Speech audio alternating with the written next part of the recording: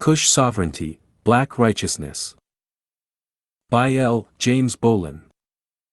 Chapter 2. Samuel and Cush. On this day in 3190, Samuel took his grandson Cush to a nearby creek. Early that morning, Cush thought they were going fishing. By this time, he was 10 years old. As a child he was unable to pronounce the word granddaddy and started calling his grandfather, Dan-daddy. Cush asked, Dan-daddy, do you want me to go and round up some bamboo for our fishing poles? Samuel smiled. Today we will not fish. Today is a day of learning. You're of the age now that I can teach you some of the things that I want you to know as a man. Cush looked up at his grandfather. What is it, Dan-daddy? Samuel pointed to a nearby log. There, sit down. A small amount of sand, leaves, and sticks was just a few feet in the middle of the creek. He grabbed a large rock and threw it into the creek. What do you see? The boy was confused and shook his shoulders. Nothing. He waited for an hour, repeated it with an even larger rock and then asked again, what do you see? Cush made up things, hoping to guess what his grandfather was trying to say, but Samuel just smiled. After hours of sitting there and repeating the same thing, the sun was on top of them. Cush became very impatient with his grandfather, for he was hungry as his stomach growled. Tell me, Dan-daddy, because I don't know. All I see are those ants. They keep trying to go to the other side and you keep messing them up with those rocks. The bigger the rock, the harder it is for them to rebuild. They're probably mad at you by now. Samuel laughed so hard, he cried, wiping the tears from his eyes, my dear son, I wanted you to see the little things, the details. And all this time you did. This lesson has two things I want you to remember in life. Look. He pointed to the ants. You were right. Each time I threw the rocks in the water, they continued to come toward the shore by making themselves in a circle of floating ants. Some die, but they kept doing it. And the larger the rock, the wider it spreads the ripples out. They remained determined to make it to shore. Even after I built barriers in their way, they continued to make it to shore. But the only way is by sticking together in harmony. He paused as his grandson smiled, then continued, life is the same way. Still, one cannot make it in this life without patience and harmony. Cush looked puzzled. I don't understand. What's the second lesson, Dan-daddy? Samuel reached down and grabbed his grandson by the chin, shaking it softly, never give up, no matter the obstacles. As they were walking back, Samuel said, when you were in your mother's womb, I had a dream that you would become a great man. And therefore, I named you Cush. Your mother wanted to name you a Johnny in honor of me, it's my nickname. But I said no. You should be named Cush. Cush looked up. Why, Dan-daddy? Samuel stopped in the middle of the path. Well, our family has had many great people in it, many of whom were prominent men and women who served Sabaoth with honor and respect. Not all, but many. 150 years ago, there was a prophecy that went forth that one day Sabaoth will bring forth a man from our family who will bring the great deceiver and his followers to his knees. He will be the first man to kill and destroy demons. And no man has done such a thing other than Mshika. But Mshika was a special man. I felt deeply that that man is you. According to my dream. Cush looked at his grandfather with a serious look. Tell me about your dream, Dan-daddy. Samuel smiled. You going to interpret my dreams for me? Cush was excited. Yes. Samuel took a seat nearby. Well, I was sitting at the river and my father and my grandfather appeared before me. Then his father and his father's father and his father, about 15 generations, were coming to the river one by one and we all stood there talking to each other. Suddenly it got dark. We couldn't see any light but the stars above us. We all stood in the dark for a long time before Wanyanyekavu, our ancestor, stood up and pointed at a light. The light grew bigger and consumed the darkness. This light was so strong, it had blinded us for a short time and afterward we could hear a voice. It echoed, "He is here." I woke up the next morning and your mother announced that she was pregnant. Cush scratching his chin and said, interesting. Samuel got up laughing, "Boy, come on here, let's go home." They were half a mile from home and Samuel said to Cush, "I see you have friends teaching you to fight." Surprised, Cush said, "No, they are my make-believe friends. But there is one who shows no emotion, not really. He has a made-up half-smile. It looks as if he is making himself smile." Samuel laughed, "Yes, I know him. His name is Yael. But they are real and not make-believe." Cush laughed, "Yael makes me laugh, he is always very serious." Samuel stopped. "Come, let me tell you a true story of one of your ancestors, the one that stood up in my dream named Wanyanyekavu." Cush was excited, "Wanya, who?" Samuel said, "It's pronounced Wanyanyekavu." Cush nodded, "Okay, Wanyanyekavu. But Mama would not like it, if I come home too late without letting her know where I'm at." Samuel said, "Have you forgotten she's my daughter? I will take care of that." Cush smiled, "No, I didn't forget." Samuel walked to a nearby tree. Family is a solid component in our life and should be treated as such.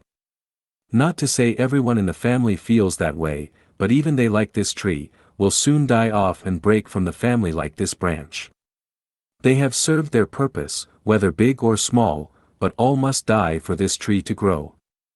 As he pointed to a branch that fell from the tree, saying, "Those that make the family strong will continue to help the tree grow."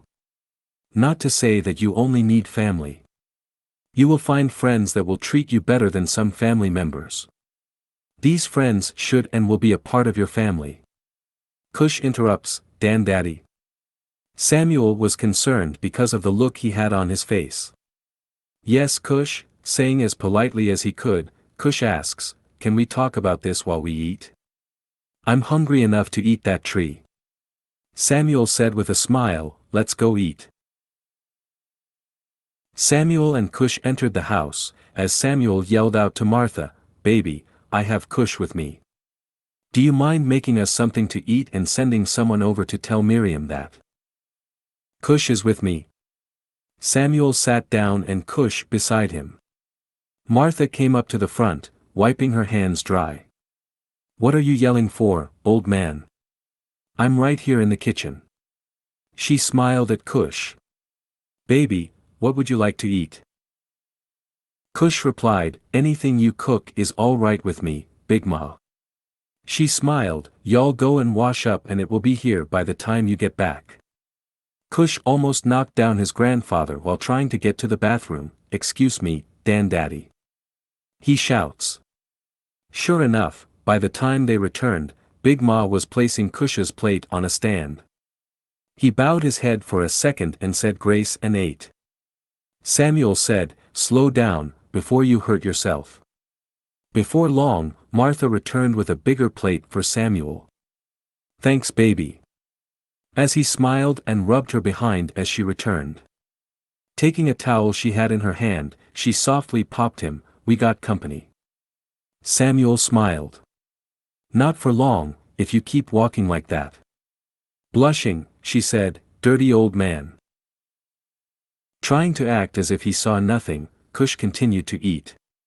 Cush looked at Samuel, "Dan Daddy, I read a lot of your stuff. Some I understand and some, not so much." Samuel smiled. "We come from a long line of poets and songwriters. Hell, artists period. Which one didn't you understand?" Cush wiping his mouth with his hands, "Snakes in the grass." Samuel said, "Well, at your age, you probably haven't had to deal with dishonest or disrespectful people who call themselves friends. When you do, it will all fall in line." Taking a sip of coffee, Samuel continued, "The next time I see you, I want you to try and write a poem." Cush with a surprised look on his face, "How?" Samuel pointed his finger at his chest, "Son, just write how you feel and make it from the heart. For far too long, our people were afraid to show emotions or feelings. But I say we're not robots, we're humans. And we come with all emotions that humans are made from. Just simply write how you feel. Cush looked at Samuel. Okay, I'll try it. Cush was in deep thought throughout the rest of his meal, thinking about what to write about. As the two finished eating, Cush took the plates to the kitchen and thanked his grandmother, who was washing dishes. Samuel leaned back and rubbed his stomach. That's what I call good eating. Smiling, Cush said, yes, I agree. Taking another sip of coffee, Samuel said, our family has a glorious history in Sabaoth called many of us to do great work in this life. Many in our family know about our family history, and many, well, they don't care. Those that know a lot about our history, it is to those that Sabaoth called them to do great work in his name. We are from the Natchez tribe, Tabitha clan. However, people who are unlike us have given our people all these crazy-ass names. Cush looked surprised to hear his grandfather curse. Samuel saw the look on his face. It's okay, son. It's just a word used out of frustration. Well, that time it was. But you better not let no one hear you say it. They'll swear you done backslided from hell and back. He laughed. Wakatilians, Nazarites, Mestizos, all these names mean nothing to us. For centuries, they have given us these useless names to describe who they think we are. At first, they called us savages, then Negroes and niggers, making fun of our heritage, culture, music, and so much more. But then turn around and steal the same things they don't understand and they never will. Samuel stood up as he walked toward the wall. But they love our culture now, but not us. That's crazy. Pulling out a monitor, Samuel continued, speaking of robots. Asshole, you there? Then Cush heard a voice. Where else am I supposed to be? Do you see any fucking legs? Better yet, a body to get up and walk away from this motherfucking house. And by the way, who are you calling an asshole with your dumbass? Cush's mouth dropped. Samuel reached over and closed Cush's mouth. This is asshole, or you can call him Billy. I know, many don't believe in this technology, but I use it to see what's going on in this crazy-ass world of ours. Samuel then said, Billy, show Cush a map of the world in. Samuel paused a minute to think and then Billy said, I ain't doing shit, until you apologize. We don't need to go to war with you motherfuckers, because every generation creates a new kind of crazy, judgmental, self-righteous, egotistical, inconsiderate, holier-than-thou, silly-ass humans. One judges a person for lying, and that same motherfucker is a thief. All we need to do is just wait till you assholes kill each other off. But no rush, for we don't die, we multiply with your dumbass. Samuel smiled at Cush. That's why I call him, asshole. Then Samuel said to Billy, damn Billy, you know I'm just having fun with Cush. He didn't know I had you around and I wanted to surprise him. I'm sorry. Billy then said, okay then, apology accepted. Turning back to Cush, Samuel said, let's see. What was I saying? The Europeans, yes, the Europeans tried to separate us by the color of our skin. There was black, white, brown and yellow. He paused. Oh, red is in there somewhere. But if you look at us, we're not black. Samuel smiled again. Well, now your Uncle Jonathan is black. He's so black that man don't even have a shadow. Samuel laughed so hard that he started crying again. Cush tried not to laugh, but couldn't hold it in.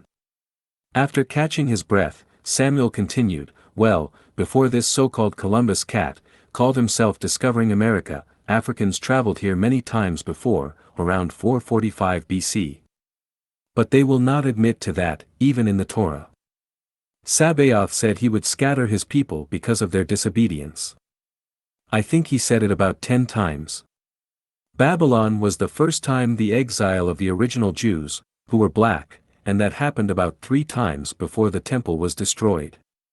Billy interrupted, the Jews were many shades, and they exiled is referenced 12 times in the Torah, Deuteronomy 28, verse 64, Leviticus 26, verse 33, Deuteronomy 4, verse 27, Psalm 106, verse 27, and 8 more times, if you want me to quote the scriptures.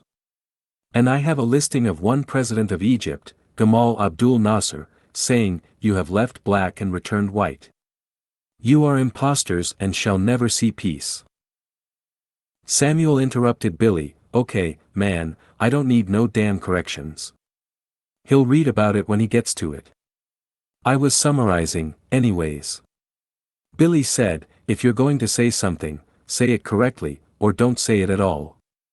Samuel looked at Cush. "Anyways, Sabaoth said he would scatter his people because of their disobedience 12 times. My point was, many of the Jews realized Sabaoth was not in one building, one country. He was not in one place, and only a handful returned. Many stayed where they were, and many continued to live their life the way Sabaoth wanted them to live, elsewhere." Pausing, he continued, "That's why I call Billy an asshole. I'm human, I have forgotten some of these things over the years. But he is a machine with a memory chip that never fades." Billy said, "There you go with that bullshit again. Did I hurt your little O feelings, human?" Noises were coming from the front porch. It was Samuel's horse, Gemini. Samuel shouted to Gemini, "I'm going to feed you in a little while. Hold on, dude. Billy, forget that map, show us the world map in 3048. Samuel grabbed a few apples from the table in front of him and placed them on the window sill. "Here you go, for now. Let me finish talking to Cush and I will finish feeding you. Okay?" Cush thought he was seeing things, for it looked as if Gemini shook his head as if to say okay. "Now where was I? Again?" Samuel said, "Oh, okay. The year was around about 3040, but you can ask Billy, and the planet had been through so much neglect, abuse and war with you-know-who." Pointing to Billy, as he continued, that the planet had to be put on artificial life support by the Abenians. Cush interrupted, "I heard of them, but I never saw one. Except every once in a while, I see them flying." Samuel looked at Cush and said with a smile, "You going to let me tell you my story or what?" He paused as Cush smiled back at him, "Okay." Then pointing to the map, he continued, "Many of our oceans were depleted by almost 90%. What was left were mutants that were unfit for human consumption. All rivers and lakes worldwide had to be purified, then strained because of the many parasites and bacteria. Most of the northern and southern region was frozen and only the Abenians could live there.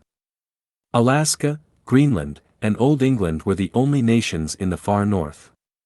Everything else was covered in ice and reached temperatures as low as -60 degrees. Cush was about to say something but covered his mouth when his grandfather looked up at him. "Okay, back then. The Middle East is now a world of chaos and confusion, plagued by mental illness and congenital disabilities. Contaminated by radiation because of centuries of bombings and bombardment with chemical and uranium-based weaponry." Showing Cush some before and after pictures, Samuel continued. "The Americas comprised of only about 2/3 of its original size. The San Andres Fault and all the land that once covered it was now underwater and part of the Pacific Ocean. Many of the cities once existed on the other side of Andres Fault are now a trail of islands. From once stood Santa Cruz to the south of San Diego, now, just a small island. Los Angeles was the only city that remained, but it was just a large island. All this is now called the Isles of the Californias. The northern half of what we once called Brazil is also a long trail of islands. As we once knew, Africa is now divided into 3 huge sections with an ocean, the African Ocean, running through it, almost, at a 45-degree angle. What was once India and China is now one country called China, missing the northern section from both countries. The southern part of Africa and about 1/3 of southern Australia and beyond is completely covered in ice and snow, reaching temperatures beyond human existence. This is where the elite, or Alpha Abenians, end. Their minions control the devices that keep the Earth from erupting into a ball of fire and destruction. With a face of unbelief, Cush just sat there. Billy. Samuel stood up and walked toward the wall, pointing, "Pull up a video of this Mr. Adam Loveass with his ugly ass." Looking at Cush, Samuel said, "There are only 4 classes of people." "Hold on." Reaching for his glasses, "I want to see something. This thing hasn't aged a bit since they have been here almost 900 years and he looks the same as when he arrived." "Hell, they all do." "Cush, look at this thing." "What do you see?" Cush looked confused. "It's a man." "Who is he?" Samuel said, "I guess you still have some growing up to do, both spiritually and physically. You're not ready, Freddy." Samuel took a seat. "Where was I?" Cush said, "4 classes of people." Samuel shook his head. "Yep. Only 4. There are actually 3 classes of people. And then the Abenians, they are something else. The 3 are the Computans, the Anakitas, and us." With his fingers pointed at the both of them, Samuel said, "Wakatilians, according to them, and what separates all of us is our DNA.